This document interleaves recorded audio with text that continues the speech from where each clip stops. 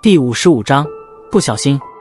不得不说，米特尔拍卖场的宣传效果的确非常强大。在萧炎将筑基灵液交给拍卖会仅仅1天之后，几乎乌坦城大大小小所有势力都知晓了这一消息，顿时所有人都是心血沸腾了起来。与上次拍卖会所拍卖的玄阶高级功法不同，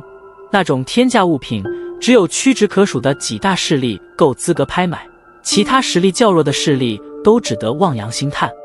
而筑基灵液对很多人来说却是要显得更加现实一些，为了能够让自己的子孙尽快地成为一名斗者，很多长辈都愿意花钱购买这种实惠却又不是特别昂贵的东西。